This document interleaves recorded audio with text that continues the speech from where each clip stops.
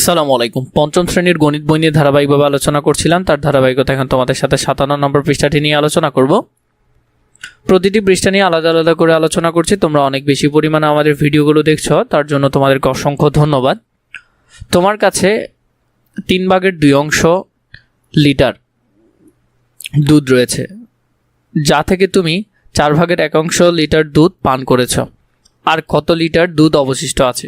তো এখানে দেখো অবশিষ্ট বলেছে, তাহলে নিশ্চয় আমাকে এটা বিয়োগ করতে হবে। এই সমস্যাটি অবশিষ্ট থাকা সংক্রান্ত, তাই এখানে প্রক্রিয়াটি হলো, তা আমরা প্রক্রিয়াটা এখন দেখব। দেখো সেমভাবে আমার কাছে একটা বোতল আছে যেটার ভাগ হলো 3টা। কয়টা? 3 ভাগ। 1 ভাগ, 2 ভাগ, 3 ভাগ। নিচেরটা আছে, তার মধ্যে 2 অংশ দুধ আছে। এ 1 অংশ, এ 1 অংশ, 2 অংশ দুধ আছে। আমি এখান থেকে কি করলাম, বোতলটাকে আমি মনে করলাম যে এটা 4 ভাগ।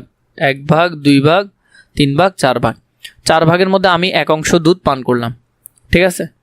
এখন আমি কি করব, এই দুটো অংশ থেকে আমি আসলে কতটুকু দুধ পান করেছি সেটা আমি বাদ দিব, কারণ আমি পান করে ফেলে সেটা কমে যাবে। কারণ এই অংশটা কিভাবে আগে আমাকে মিলাতে হবে। এখানে 4 আর এখানে 3কে আমার একই হরে নিতে হবে।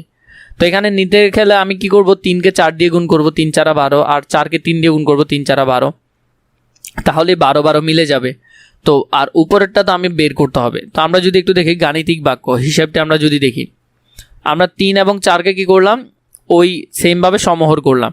তো সমহর করতে গিয়ে আমাকে নিচেরটাকে 4 দিয়ে গুণ দিতে হয়েছে, তাহলে 3 4 12, আর তাহলে উপরেরটাকেও 4 দিয়ে গুণ দিতে হবে, তাহলে 4 দুগুণে 8। তো তাহলে এটাকে যদি 12 ভাগ করি, তার মধ্যে 8 অংশ দুধ ছিল, তাই না? এরপরে পরেরটাকে যদি আমি 3 দিয়ে গুণ করি, 3কে 4 দিয়ে গুণ করলে 3 4 12, আর 3কে তাহলে উপরটা দিয়ে গুণ করলে 3 একে 3, তাহলে 3 অংশ এটা কি ছিল, ভরাট করা ছিল। 3 অংশ কি ছিল, ভরাট করা ছিল। তো একটা বোতলকে আমরা 12 ভাগ করলে তার মধ্যে 8 ভাগ ছিল, তার মধ্যে থেকে আমি কি করলাম, 12 ভাগ করলে তার মধ্যে থেকে 3 ভাগ আমি পান করে ফেললাম। তাহলে এখান থেকে 1 ভাগ, 2 ভাগ, 3 ভাগ, এই 3 ভাগ যদি কমে যায়, আমার কাছে আর কত থাকে? 1 ভাগ, 2 ভাগ, 3 ভাগ, 4 ভাগ, 5 ভাগ থাকে। তাহলে 12 ভাগের 5 অংশ আমার কাছে বেঁচে থাকে। তো এটা কিভাবে করে মনে রাখবে, নিচেরটাকে নিচেরটা দিয়ে ভাগ করতে হয়। তো 12কে 12 দিয়ে ভাগ করলে 1, আর উপরটা দিয়ে গুণ করতে হয়, তাহলে 8 একে 8। বিয়োগ চিহ্ন আছে তাই বিয়োগ চিহ্ন বসালাম। 12কে 12 দিয়ে ভাগ করলে 1, আর উপরটা দিয়ে গুণ করলে 3 একে 3। তো 8 থেকে যদি 3 চলে যায়, 8 থাকে 5, তাহলে ওই বোতলটাকে যদি আমি 12 ভাগ করি, তার মধ্যে 5 অংশ দুধ এখনো অবশিষ্ট আছে। ভিন্ন হর বিশিষ্ট ভগ্নাংশ সমূহকে বিয়োগ করার ক্ষেত্রে প্রথমে ভগ্নাংশগুলোকে সমহর বিশিষ্ট ভগ্নাংশে রূপান্তর করে তারপর হিসাব করতে হবে। এই যেমন আমরা সমহরে নিয়ে গেলাম, দুটোটার হর কি করলাম, আগে সমান করলাম, এরপরে সমহর বিশিষ্ট করে বিয়োগ করি। তাহলে এখানের ক্ষেত্রে আমরা 2কে আগে এমনটা দিয়ে গুণ করব, যেমন 2কে যদি 3 দিয়ে গুণ করো, 3 দুগুণে 6, আর উপরটাকে 3 দিয়ে গুণ করলে 3 একে 3। এটাকে যদি 2 দিয়ে গুণ করো, 3 দুগুণে 6, উপরটাকে 2 দিয়ে গুণ করলে 2 একে 2, তাহলে 6 আর 6 হলো। তাহলে এই 6 থেকে 6 বসালাম, 6কে 6 দিয়ে ভাগ করলে 1, আর 1কে 3 দিয়ে গুণ করলে 3 একে 3, তাহলে বিয়োগ চিহ্ন আছে। আর এখানে কত বসবে, 6কে 6 দিয়ে ভাগ করলে 1, 1কে 2 দিয়ে গুণ করলে 2 একে 2, তাহলে নিচে 6, আর 3 থেকে যদি 2 চলে যায় আর 1, তাহলে এটা হবে এরকম। 2 নম্বরটা, এখানে ক্ষেত্রে 4 আর 5 আছে। 4কে যদি আমি 5 দিয়ে গুণ করি, 4 5 20, তাহলে নিচে হলো 20, আর উপরটা দিয়ে গুণ করলে 5 দিয়ে গুণ করলে 5 একে 5। এটাকে যদি 4 দিয়ে গুণ করি, 4 5 20, তাহলে 4 5 হলো 20, আর তাহলে উপরে 4 দিয়ে গুণ করলে 4 একে 4, উপরে 4কে 1 দিয়ে গুণ করলে 4 একে 4, তাহলে নিচে 20 আছে, 20 আমি লিখলাম। 20 লেখার পর এরপরে উপরে আছে 5, তাহলে 20কে 20 দিয়ে ভাগ করলাম 1, 5কে 5 দিয়ে গুণ করলে 5 একে 5ই হবে। আর এখানে আছে বিয়োগ, আর 4 একে কত হবে, 4ই হবে। 5 থেকে 4 গেলে কত হয়, 1 হয়, আর নিচে থাকবে কত, 20। এরপরেরটা 3 নাম্বারটা যদি দেখি, এখানের মধ্যে দেখো 3 আর 5, তাহলে আমরা যদি 3কে 5 দিয়ে গুণ করি, 3 5 15, আর এদিকে যদি উপরটাকে 5 দিয়ে গুণ করো, 5 দুগুণে কত হবে, 10 হবে। এবার এই অংশটাকে যদি 5কে যদি 3 দিয়ে গুণ করো, 3 5 15, আর উপরটাকে যদি গুণ করো তাহলে কত হবে, 3 দুগুণে 6, তাহলে আমরা এখানে 15 থেকে 15 নিলাম, আর এদিকে উপরে আছে কত, 10, আর এদিকে হলো যে আমরা যদি দেখি 15কে 15 দিয়ে ভাগ করলে 1, 6 দিয়ে গুণ করলে 6 একে 6ই হবে। তাহলে 10 থেকে 6 গেলে কত হয়, 4 হবে, আর এখানে 15 বসে যাবে। তো এগুলো কীভাবে পূরণ করবে, আশা করি তোমরা বুঝেছো কীভাবে পূরণ করবে। এরপরে দেখো এখানে 1 নম্বরে বলেছে বিয়োগ করো, তো এগুলো আমরা সেম এতক্ষণ এগুলো যেভাবে করেছি এগুলো এখন এইভাবেই করব।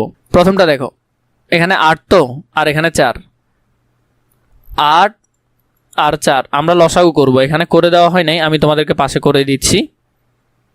2 দিয়ে করো, 4 দুগুণে 8, 2 দুগুণে 4, আবার 2 দিয়ে করতে পারবে। 2 দুগুণে 4, 2 একে 2, এবার 1কে 2 দিয়ে গুণ করো, 2 একে 2, 2কে 2 দিয়ে গুণ করো, 2 দুগুণে 4, 4 দুগুণে 8, তাহলে নিচে হবে কত 8, 8কে 8 দিয়ে ভাগ করলে 1, আর 1কে 3 দিয়ে গুণ করলে 3 একে 3, 4কে যদি 8 দিয়ে ভাগ করো তাহলে 2, 2কে 1 দিয়ে গুণ করলে 2 একে 2, 3 থেকে যদি 2 যায় 1, তো তাহলে এটা এভাবে করে ফেলবে। 2 নম্বরের মধ্যে যদি দেখি 5/6 আর এদিকে হলো 3/8, আমরা এটাকে করব 6 এবং 8, তো 6 আর 8-এর লসাগুটা যদি করি 6 আর 8, 2 দিয়ে যদি ভাগ করো 3 দুগুণে 6, আর 8 দিয়ে করলে 4 দুগুণে 8, 8 যাবে না, তো 4কে 3 দিয়ে গুণ করো, 3 4 12, 12 দুগুণে 24, তাহলে নিচে হবে কত 24, তাহলে দুটোটাতে 24। তো 24-এর মধ্যে যদি কমন নাও, এখানের মধ্যে 6কে যদি 24 দিয়ে ভাগ করো, 6কে 24 দিয়ে ভাগ করলে কত হবে 4 হবে, আর 4কে 5 দিয়ে গুণ করলে 4 5 20, তাহলে উপরে হবে 20। আবার নিচে আছে 8, 8কে 24 দিয়ে ভাগ করলে 3 8 24, 3, 3কে উপর 3 দিয়ে গুণ করলে 3 3 9, তাহলে 20 থেকে যদি 9 যায় 11, তাহলে উত্তর হবে এটা। আশা করি বুঝেছো কীভাবে করবে, যদি আরও বেশি প্রয়োজন হয় আমাকে জানাবে।